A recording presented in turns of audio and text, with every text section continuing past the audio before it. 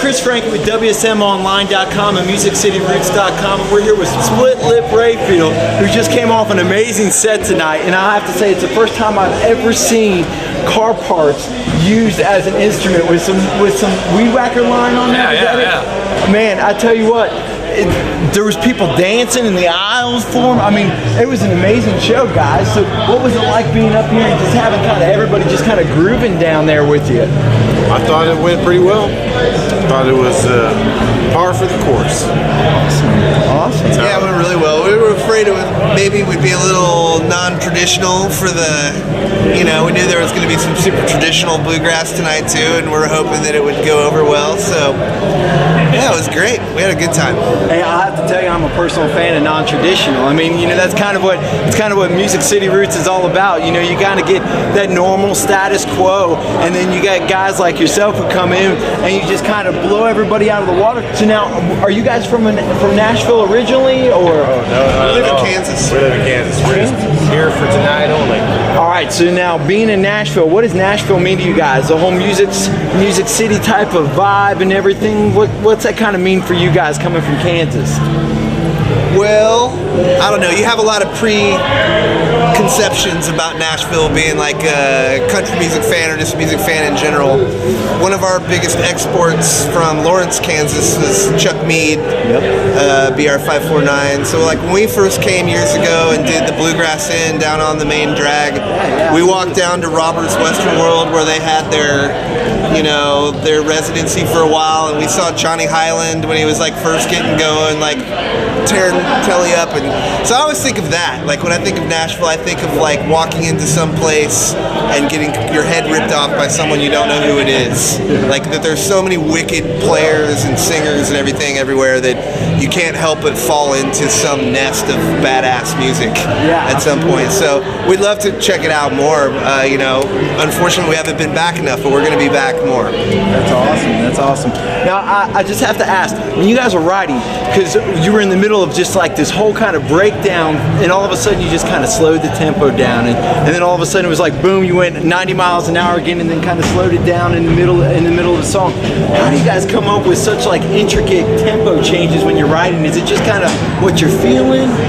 Really, for me, when I write a song, I just kind of let the song go to where it's naturally going or something. So I try not to force a move like that. If it's naturally going to occur within the progression, within the tempo, then we'll exploit that. But try not to force it. Absolutely.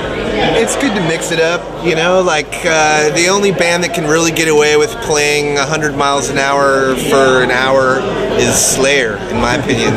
So, you have to mix it up a little bit. You have to, we try to make the sets in a way where, we switch singers, we switch keys, there's tempo changes, try to keep the audience interested, because if you do the same thing for a half hour, no matter how awesome it is, like if you've ever seen like Alan Holdsworth play guitar, or like these wicked virtuoso guitarists, but they're out there.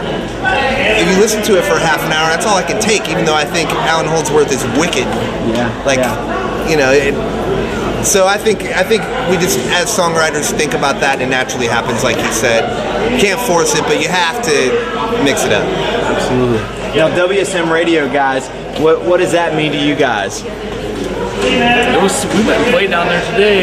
Did you have all kinds of people kind of like walking by the fishbowl going? Pecking on the window. You kind of feel like you're like in a specimen tray or something. They're like, what's going on inside the studio? Yeah, and of course we got the gas tank bass, so they were coming in. What in the heck is that thing he's playing there? I've never seen nothing like that before. So that's why all those ambulances and firefighters were showing up there with all those 911 calls, because people were having heart attacks about the gas tank. They were freaking out at 4 o'clock in Nashville today, and traffic. There were ambulances going in all directions on Highway 40 and 440. They lit up 911 this afternoon. They were everywhere. Sorry about that, Nashville. Now, guys, where can people go online to grab your stuff? They can go to www.splitliprayfield.com and then mess around there at our website and they'll find it. Now, guys, if you didn't get a chance to tune in, whether it was by the radio or online tonight at WSM, please go to WSMonline.com or MusicCityRoots.com and check out live video footage from their set tonight. It was pretty amazing. And whether you're in Greece, whether you're in Kansas, whether you're in Canada, or you're sitting right down the road here from the Loveless Cafe, you can appreciate good music. SplitLipRayfield.com. Grab their stuff, check them out, request them in towns near you. Guys, thank you so much for coming here tonight. Thank you for your enthusiasm. Thank you. Awesome. Thanks a lot. Thank you guys very much. Cheers.